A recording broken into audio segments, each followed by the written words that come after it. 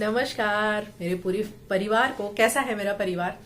आज हम बात करने वाले हैं कि प्रेगनेंसी में घी खाना या चाहिए या नहीं चाहिए।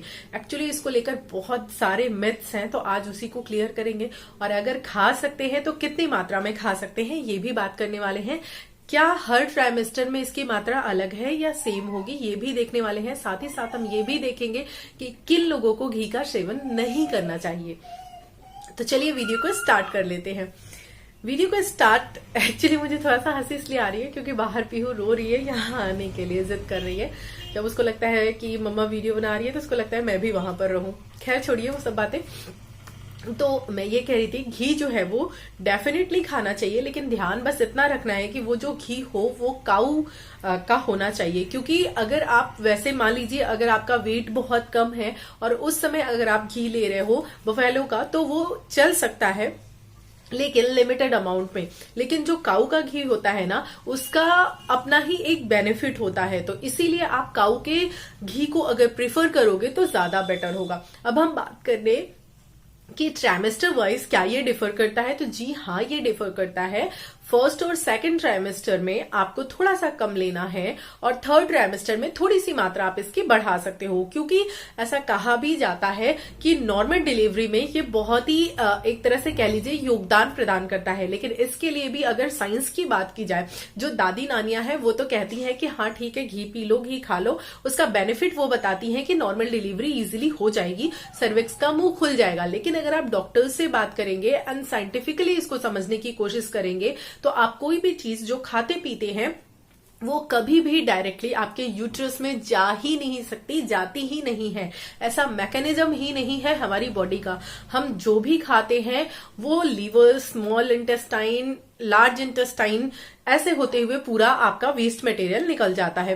तो कहने का मतलब ये है कि हमारा खाना हमारे पेट, छोटी आंत, बड़ी आंत इसमें होता है, ना कि वो डायरेक्टली यूट्रस में जा सकता है। जब वो खाना पचता है तो उसमें से जो न्यूट्रिशनल वैल्यू यानी कि जो न्यूट्रिशंस होते हैं वो ब्लड के थ्रू पूरे आपकी बॉडी में जाते हैं। वो इफेक्ट करता है, चाहे हमने कोई मेडिसिन ली, चाहे कुछ भी खाया, उसका असर हमारी बॉडी पे डेफिनेटली देखने के लिए मिलता है। लेकिन डायरेक्टली आप ये कहो कि आपने घी खा लिया या आपने कुछ भी खा लिया, डायरेक्टली वो आपके हाथ में आ जाए, डायरेक्टली यूट्रस में आ जाए या कहीं और आ जाए, ब्रेन में पहुंच जाए, ऐसा पॉसिबल ही नहीं है। तो मैं तो ये मानती हूं और मैंने ये अपनाया भी है कि घी को मैंने नॉर्मल डिलीवरी से जोड़कर नहीं देखा है। हाँ घी लाभदायक होता है, डेफिनेटली होता है। मैं आपको बताती हूँ किस चीज में। अगर आपको कॉन्स्टिपेशन की प्रॉब्लम है देन डेफिनेटली आपको घी यूज करना चाहिए। वो भी अगर काऊ का घी मिल गया, गाय का घी मिल गया तो बहुत ही बेस्ट है। क्योंकि जब आपको कॉन्स्टिपेशन होता है तो आपकी आंतें जो है वो थोड़ी सी सूख सी जाती हैं, मतलब वहां पर थोड़ी सी ड्राइनेस हो जाती है, जिसकी वजह से क्या है मोशन अच्छा नहीं होता और उस वजह से आपको कॉन्स्टिपेशन फील होता है, कॉन्स्टिपेशन होता है आपको। ऐसे में अगर आपने घी ले लिया है तो आपके आंतों की जो ड्राइनेस है वो दूर हो जाती है और आराम से इजीली आप कॉन्स्टिपेशन को दूर कर पाते हैं।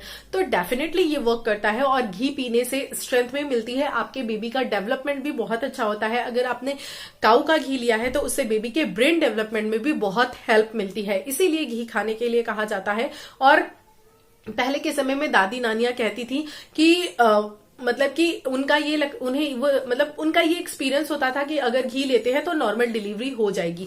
नॉर्मल डिलीवरी से डायरेक्टली इसका संबंध साइंस तो नहीं मानता है, लेकिन हाँ इसकी मात्रा को थोड़ा बढ़ाने के लिए कहा जाता है। क्योंकि जैसे ही हमारा ट्राइमेस्टर बढ़ता है वैसे ही कॉन्स्टिपेशन की प्रॉब्लम बढ़ने लगती है, क्योंकि जो यूट्रस है वो बड़ा होने लगता है और हमारी आंतों को दबाने लगता है, हमारी आंतों पर प्रेशर डालता है। इसकी वजह से कॉन्स्टिपेशन की प्रॉब्लम काफी ज्यादा होती है। तो आप घी ले सकते हो बिल्कुल भी। फर्स्ट और सेकंड ट्राइमेस्टर में आप 1 से 2 चम्मच घी ले सकते हो, बिल्कुल फाइन है, बिल्कुल आराम से आप ले सकते हो। थर्ड ट्राइमेस्टर में आपको इसकी मात्रा 3 चम्मच कर देनी है। 3 चम्मच पूरे दिन में आप ले सकते हो, 3 से 4 चम्मच तक भी आप ले सकते हो। और अगर आपको लगता है कि नहीं आपको भी ट्राई करना है उस तरीके से जैसे कि कहा जाता है कि नॉर्मल डिलीवरी के लिए, हालांकि मैं इसमें विश्वास नहीं करती, लेकिन दूध में काफी सारे लोग घी डालकर पीते हैं। अगेन मैं इसको मानती हूँ कि ये कॉन्स्टिपेशन के लिए बेस्ट है, तो आप ट्राई कर सकते हैं, ले सकते हैं। लेकिन मेरे हिसाब से अगर आपको कॉन्स्टिपेशन के लिए इसको एज अ रेमेडी यूज करना है देन थम्स अप है, बिल्कुल आप कर सकते हैं एंड 100% इफेक्टिव है। ये असर लेकर आती है, असर दिखाती है आपको।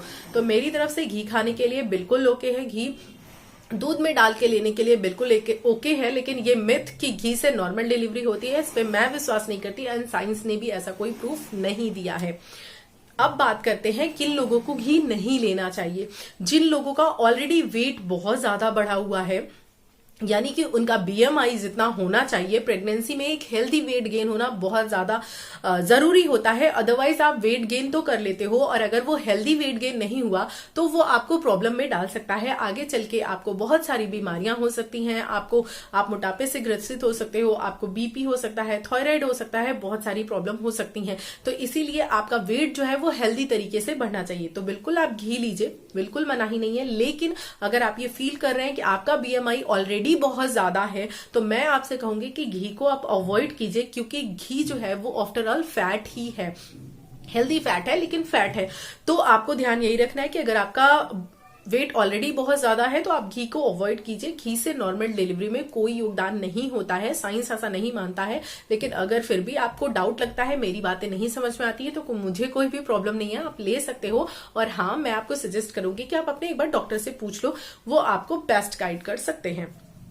अगले इंपॉर्टेंट चीज है कि जिन लोगों का बीपी हाई होता है उन लोगों को भी घी से दूरी बनाकर रखनी चाहिए, उन लोगों को भी घी नहीं लेना चाहिए।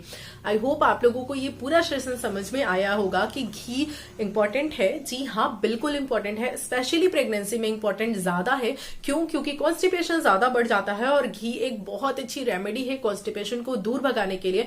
तो इसीलिए घी बहुत जरूरी है। घी बच्चे का डेवलपमेंट करता है, इसलिए घी बहुत जरूरी है। आपको स्ट्रेंथ देता है, आपकी बोन्स को स्ट्रेंथ देता है, इसीलिए वो बहुत ज्यादा जरूरी है। लेकिन डायरेक्टली इसका नॉर्मल डिलीवरी से संबंध मुझे नहीं समझ में आता। आप मानते हैं देन इट्स फाइन है, लेकिन मेरी तरफ से घी आपको लेना चाहिए। मात्रा मैंने बता दी है, मेरी तरफ से थम्स अप है। थैंक यू सो मच इस वीडियो को पूरा देखने के लिए। और चैनल पे नए हैं तो चैनल को सब्सक्राइब जरूर कर लीजिएगा, ताकि आप इस ब्यूटीफुल सी फैमिली का हिस्सा बन सके। मिलती हूँ अगली वीडियो में।